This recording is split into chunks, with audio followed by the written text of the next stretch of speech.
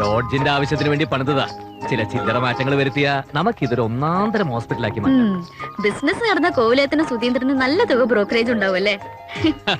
ഈ ആവേശം കണ്ടപ്പോ മനസ്സിലായി. ഏയ് അതൊക്കെ കോവിലകത്തിന്. എന്നെ സംബന്ധിച്ചിടത്തോളം ഇത് നമ്മുടെ ആശുപത്രി. അത് ഗംഭീരമായിരിക്കണം. ഈ പ്രദേശത്തെ ഏറ്റവും നല്ല ആശുപത്രി എന്ന് നാട്ടുകാരെ കൊണ്ട് പറയിക്കണം. അമ്മ സത്യം, എനിക്കത്രേ ഉള്ളൂ. ആശുപത്രിയൊക്കെ ഒന്ന് ഉഷാറാവട്ടെ, എന്നിട്ട് വേണം എന്റെ ശാന്തയെ നന്നായിട്ടൊന്ന് ചികിത്സിക്കാൻ. അസുഖം ഭേദമായ ഒന്നുകൂടി കെട്ടിച്ചയക്കാവുന്ന പ്രായമുള്ളൂ അവക്ക്. പാവം. പിന്നെന്താ, അതൊക്കെ ഭേദാക്കാം. ഇന്നത്തെ കാലത്ത് ഇതൊന്നും വലിയ കാര്യമല്ല. അതൊക്കെ കാശും കഴിവുള്ളവർക്ക്. അല്ലാത്തവർക്കൊക്കെ ഏത് ചെറിയ അസുഖവും സങ്കട കടല് തന്നെ. ഡോക്ടർ, അവന്റെ നാക്കും വക്രബുദ്ധിയും നാട്ടിൽ പ്രസിദ്ധാണ്. 4 വർത്താനം അവനോട് അധികം പറഞ്ഞാൽ ഒരു സ്റ്റെതസ്കോപ്പ് എടുത്ത് അവൻ നാളെ ചികിത്സക്കിറങ്ങും. അപ്പോ പാർട്ടിയുമായിട്ട് സംസാരിച്ച് ഉറപ്പിക്കല്ലോ അല്ലേ? സുധി തീരുമാനിച്ചാ എനിക്കതിലപ്പുറമില്ല.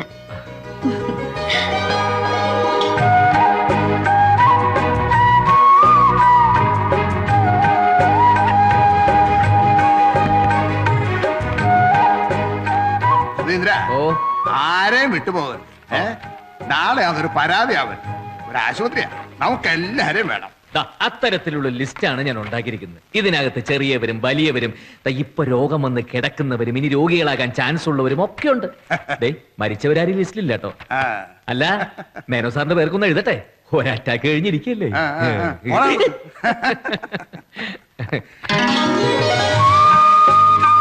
കേട്ടോ ഡോക്ടറെ, ഇനി ഇന്നാട്ടിൽ നിന്ന് ആരെങ്കിലും ക്ഷണിക്കാൻ വിട്ടുപോയി ആരും പറയില്ല. ഡോക്ടർ നോക്കിക്കോ, ഉദ്ഘാടന ദിവസം ഈ നാട് മുഴുവൻ അവിടെ ഉണ്ടാവും. ചെല്ലട്ടെ, ഇതെല്ലാവരുടെയും കയ്യിലെത്തിക്കാനേ ഒരു 3 ദിവസമെങ്കിലും ഞാൻ നെട്ടോട്ട് ഓടണം, അല്ലെങ്കിൽ ആകെ കുഴയേ. സുധീന്ദ്രൻ, ഈ വീട് അറിയാമെങ്കിൽ ഇതൊന്നും അവിടെ കൊടുത്തേക്കോ. To Ilanjikkal Sudheendran, son of Kunhikrishnan, Ilanjikkal വീട്, ഒറ്റപ്പാലം. അല്ല, ഇത് ബുദ്ധിമുട്ടാണെങ്കിൽ വേണ്ട. ഈ വീട് എന്റെ കുട്ടിക്കാലത്തെ ചെറിയൊരു ഓർമ്മയിലുണ്ട്. അന്വേഷിച്ചു പിടിച്ച് ഞാൻ തന്നെ കൊടുത്തോളാം. അയ്യോ, അതൊന്നും വേണ്ട. പിന്നെ ഞാൻ ഇന്നാട്ടുകാരനല്ലാത്ത സുധീന്ദ്രന് ഈ വീടൊന്നും അറിഞ്ഞോന്ന് വരില്ല. ഞാൻ ഈ നാട്ടിൽ തന്നെ ജനിച്ചു വളർന്നത്. 5-6 വയസ്സ് വരെ. അവിടെ ഒരു വികൃതി ചെക്കനുണ്ടായിരുന്നു, സുധിക്കുട്ടൻ. ഞാൻ കുട്ടേട്ടാന്ന് വിളിച്ചിരുന്നു.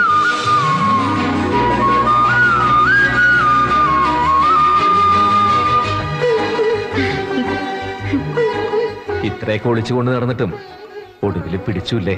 പലനാൾ കള്ളൻ ഒരു നാൾ പിടിയിൽ.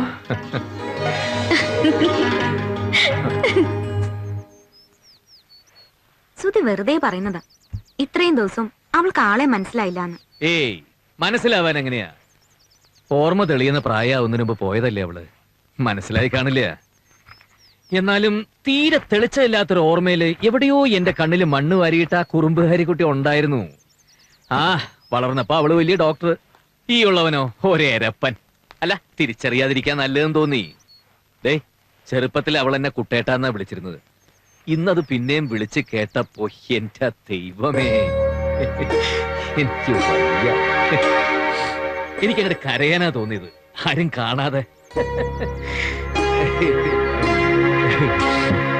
എന്നാ ഞാൻ ചെല്ലട്ടെ, കുട്ടികൾ കാത്തു നിൽക്കുന്നു. വ്യക്തികൾ കാച്ചു നിൽക്കുന്നു. എന്ത് പറഞ്ഞാൽ അവളുടെ താത്താ തിത്തിത്തായി പണ്ടാറടങ്ങാൻ. മനുഷ്യർ കാര്യം പറഞ്ഞോണ്ടിരിക്കല്ലേ. പഴയ കളിക്കൂട്ടുകാരിയെ തിരിച്ചു കിട്ടിയതിന്റെ സന്തോഷമല്ലേ? എന്നാ ഒരു കാര്യം ചെയ്യാൻ, കാണാതെ കണ്ടതല്ലേ, പോയി കണ്ണ് നിറച്ച് കണ്ട് കൊതി തീർക്ക്. എല്ലാം തന്നോടൊന്നും പറയാതെ മനസ്സിനകത്ത് ആകെ ഒരു ഭാരമായിരുന്നു. ഇപ്പൊ എല്ലാം പോയി. എന്നാ ചെല്ല്. പറയാൻ ഇത്രയും കാലത്തെ കഥകളും മനസ്സിൽ കരുതി വെച്ച് അവിടെ നോക്കി നിൽക്കുന്നുണ്ടാവും. അതൊരാക്കലാണല്ലോ മോളെ.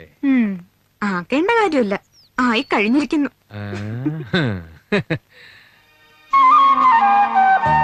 പണ്ടെന്നോ കളഞ്ഞു പോയ കളിപ്പാട്ടം, അത് കണ്ടുകിട്ടിയ കുട്ടിയുടെ ഈ ആവേശം എനിക്ക് മനസ്സിലാവും. നായരുടെ മനസ്സ് നിറച്ചു പാവള. മറ്റാർക്കും നിൽക്കാൻ ഇത്തിരി പോലും ഇടവില്ല.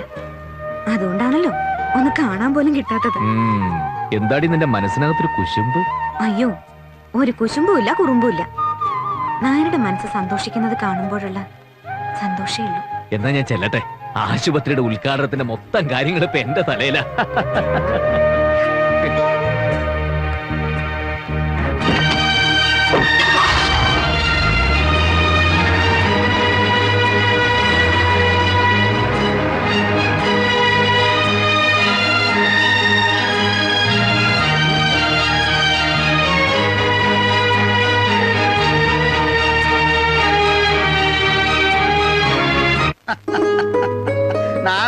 എന്ന് വെറുതെ പറയാവുന്നല്ലാതെ നാട് നമ്മളെ തീറ്റിപ്പോറ്റൊന്നുമില്ല.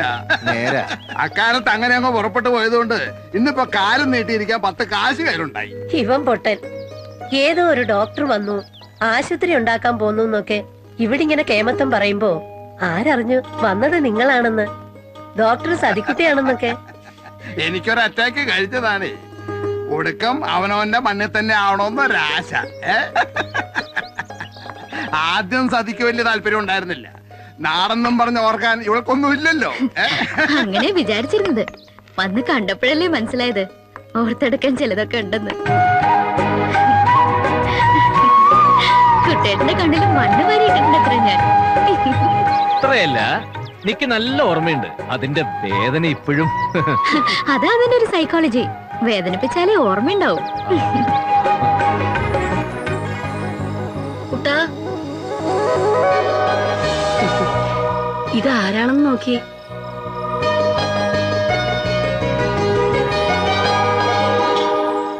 ഡൽഹിന്ന് വന്ന പരിഷ്കാരി പെണ്ണാണോ ഇതെന്ന്? എന്തോ ഒരു സ്പെല്ലിംഗ് മിസ്റ്റേക്ക് ഉണ്ടല്ലോ. ഒരുമാതിരി വെച്ചുകെട്ട് പോലെ അല്ലേ മേ? ഒന്ന് പോടാ അവിടുന്ന്. ശാന്തേച്ചു പറഞ്ഞു കാർത്തികയാണ് വിളക്ക് വെക്കണോന്ന്. അല്ലാതെ കുട്ടേട്ടൻ വിളിച്ചിട്ടൊന്നും അല്ല വന്നത് ഞാൻ. വാമേ.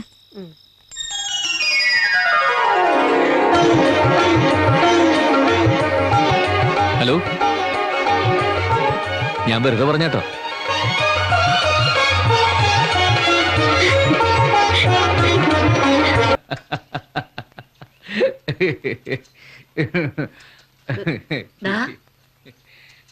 ഇവിടെ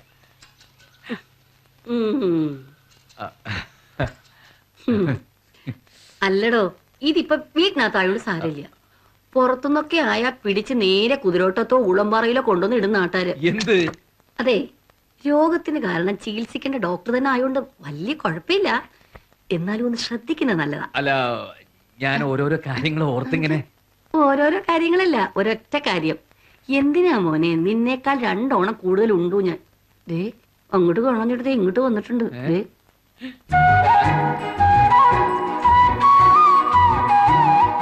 ഒന്നിട്ട് നോക്കി. ഡിസ്ട്രിക്ട് കളക്ടർ ഇൻവൈറ്റ് ചെയ്യാൻ നമ്മൾ നേരിട്ട് ചെല്ലണം. കുട്ടേട്ടൻ വന്ന് കുട്ടപ്പേട്ടനായിക്കോട്ടെ.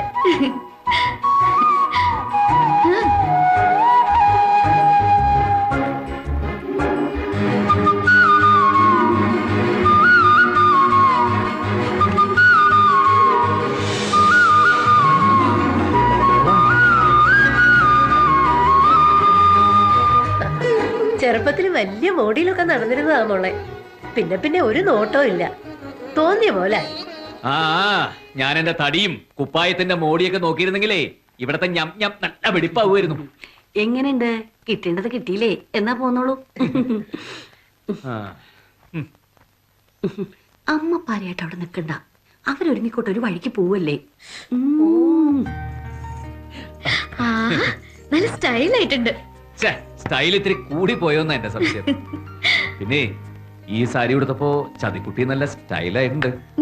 വെറുതെ ഇറങ്ങിട്ടെ. 3 മണിക്കാ കളക്ടറായിട്ടുള്ള അപ്പോയിന്റ്മെന്റ്. അതെ, എനിക്ക് ഇതങ്ങോട്ട് ദഹിക്കണില്ല. ഞാൻ മുണ്ടുകൊടുക്കാം. അവിടൊക്കെ കേറി ചെല്ലുമ്പോ കുറച്ച് മാച്ചിങ് ഒക്കെ വേണ്ടേ കൂട്ടാ.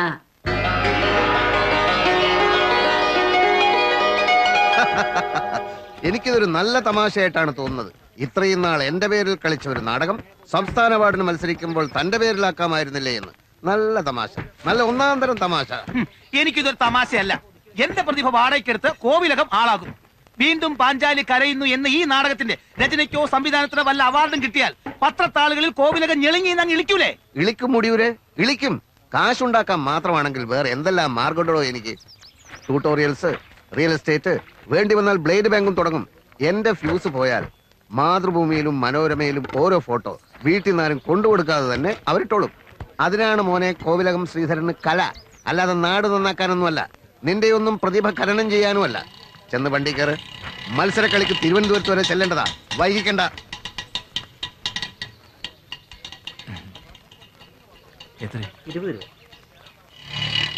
പവിത്രക്ക് ഇങ്ങോട്ട് വഴി അറിയില്ലേ? പപ്പേട്ടനെ വെറുതെ മെനക്കെടുത്തി എന്തിന്? സ്റ്റേറ്റ് കോമ്പറ്റീഷന് പുറപ്പെടുന്നതല്ലേ, യാത്രയാക്കാന്ന് വെച്ചു. ഓ, അങ്ങനെയൊക്കെ ഉണ്ടോ? പവിത്രയെ കാത്തുന്നതാ. ഇപ്പോഴേ വൈകി, ദൂരം കുറെ ഓടേണ്ടതാ. അവിടെ ആരാടോ ഉള്ളത്? വണ്ടി കയറടോ. മത്സരക്കളിക്കൊക്കെ ഇറങ്ങുമ്പോ വീട്ടിലെത്താറുള്ളതാ. ആളെ കണ്ടില്ല. ആരെ? സുധീന്ദ്രനെ. ഓ, അവനോ? അതൊക്കെ നമ്മുടെ കയ്യിൽ നിന്ന് പോയില്ലേ ഗുരുജി. പുളിങ്കൊമ്പ് എന്നല്ല പറയാ, നല്ല ഒന്നാന്തരം വാളംപുളിയുടെ കൊമ്പല്ലേ കയറി പിടിച്ചിരിക്കുന്നത്. എടുത്താ തീരാത്ത കാശുള്ള തന്ത. ഒരു സ്റ്റെതസ്കോപ്പ് എടുത്ത് നെഞ്ചത്തും പുറത്തും 4 തട്ട് തട്ടിയാൽ ഗാന്ധിത്തല നോട്ടുകൾ ചടപടാന്ന് പെട്ടിയിൽ വീഴ്ത്താൻ കഴിവുള്ള ഡോക്ടർ മോള്. പിന്നെ ഒരു കളിക്കൂട്ടുകാര്, കണ്ണിൽ മണ്ണിട്ടവര്. ഇതിനെല്ലാറ്റിനും പുറമെ അവനല്ലേ മോൻ. വീഴ്ത്തിയിരിക്കും, ആരും വീണിരിക്കും. അങ്ങനെ വീണും വീഴ്ത്തിയും വിവാഹത്തോളം എത്താറായി എന്നാണ് പ്രണയ കാലാവസ്ഥാ നിരീക്ഷകരുടെ അഭിപ്രായം. അവനും പറഞ്ഞു ഒരു സൂചന. പാവ, അങ്ങനെയെങ്കിൽ അങ്ങനെ ഒന്ന് കരകയറി കണ്ടാ മതിയായിരുന്നു. ആ സാധനങ്ങളൊക്കെ കേട്ടില്ലേ, പോവാം.